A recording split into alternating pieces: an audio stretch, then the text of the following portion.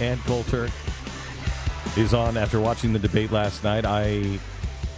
She tweeted this last night. I just want you to hear it. She tweeted, "I highly approve of Romney's decision to be kind and gentle to the retard." Now, Ann, Hello, Glenn Beck. I don't know why you would call Bob Schieffer a retard. Well, a lot of people wanted more of the Newt Gingrich in your face approach, and I think a lot of us were surprised that Romney didn't go after Obama on Libya, that he said he approved of Mubarak being deposed, did not come back and really hit Obama hard on some of the completely insane things he said. I really didn't want to have him hit hard. I wanted to take his tonsils out through his feet. Metaphorically. No. But I realized at the end of the debate, only one man on that stage looked presidential, with the other one, Obama, being snarky and sarcastic. Not only that business about we have these things called aircraft carriers, but I wasn't sure if I heard this right, and I went and I looked it up on the transcript. When Obama, and showing a complete ignorance of foreign policy and Putin, you wonder if he's even aware what Putin has been doing in the world, selling arms to all of our enemies, former head of the KGB, wanting to go back to the 1980s. He sneers at Romney, saying that his foreign policy was from the 80s, and Russia's called, they want their foreign policy back. Yes. Does that sound presidential to you? I mean, that's hacky from 10 years ago. Even I wouldn't say something that hacky, and I'm not running for president. I think if you were watching the two of them and you had no idea, and you would say this one is president and this one is some street fighter. Yes. And it really dawned on me last night that you're watching a president, you're watching a George Washington or an Abraham Lincoln or a Reagan fight against Saul Alinsky. Yes. I've never seen a president have his mantle taken from him as quickly as this guy has had it removed, because he lowered the office to an acorn office. Instead of the man rising up to be the president, he lowered everything around him. Yes. Yes, it also suggests that Obama has seen the polls the media are not showing us, because he was really desperate and flailing. I also think it was particularly clever of Romney not to hit hard on the Libya cover-up, because, as I think I said last week, I suspect that Romney chose that precise turn of phrase, act of terror and the Rose Garden speech, because that's what the Obama administration had been pointing to falsely claim that Obama had said Benghazi was an act of terror. I think Romney did it to force the media, even the New York Times, into finally reporting what has been happening in the Libya cover-up. So that's been quite well aired in the past week. And moreover, that's what Obama was expecting. When he was deprived of Romney attacking him for the Libya cover-up, all he could do was start talking about how we need more public school teachers and remind us endlessly that he killed Osama bin Laden, and then start babbling about Russia, whom he's already offered to make a secret deal with once this election is over and he has more flexibility. He really has no idea what Russia is doing in the world, and misquotes Romney. But did you see? Everything.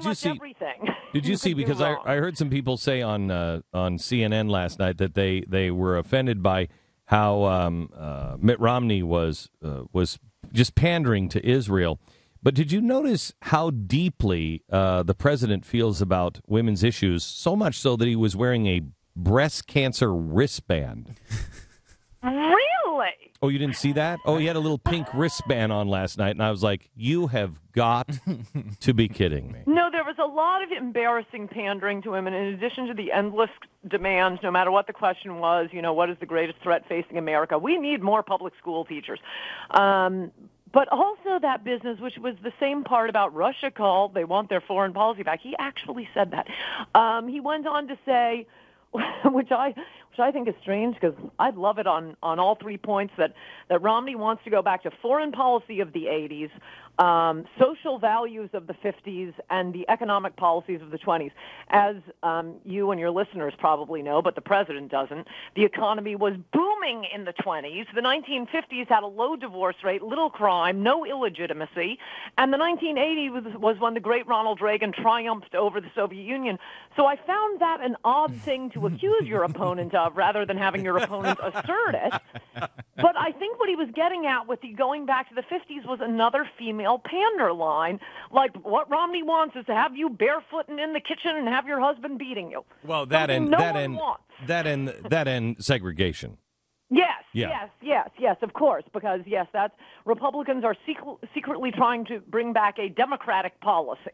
And what is the approach here? Because is there some sort of Obama internal research that shows that 93% of voters are teachers who want free contraception?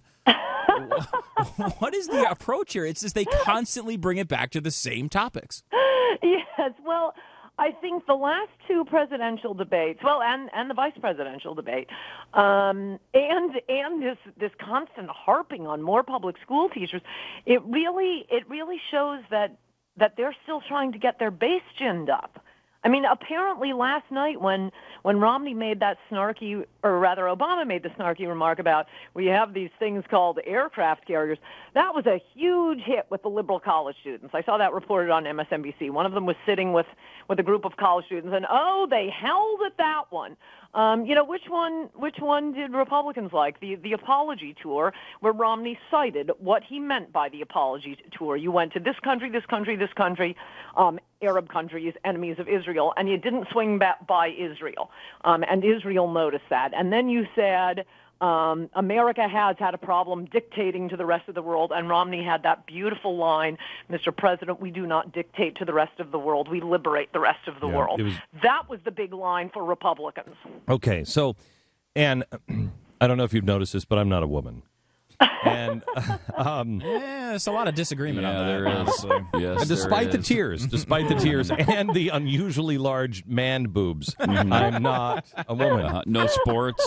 No sport. Okay, all right. Okay, let's just go with the theory Obsession that I'm with not. fashion. Got it.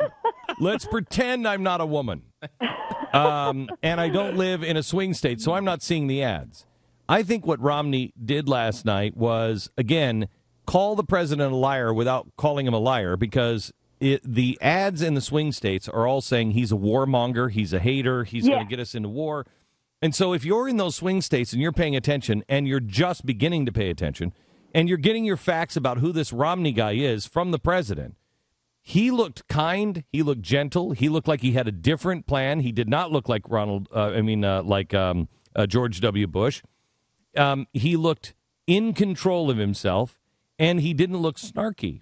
And I think that if you're a woman in a swing state, you don't want to go to war. Nobody wants to go to war. Right. But especially women, you don't want to go to war. And he has now made people say, well, I kind of like that guy. I mean, he was okay. He seemed to have the facts, and he doesn't want to go to the war. And the president, they'll never say this out loud, but again, the president gave me the facts on Mitt Romney, and he was wrong there. So how many other things is he wrong on? No, that's right. And you're absolutely right. Women, curiously, basically since 9/11, foreign policy has been a much bigger issue for women than for men.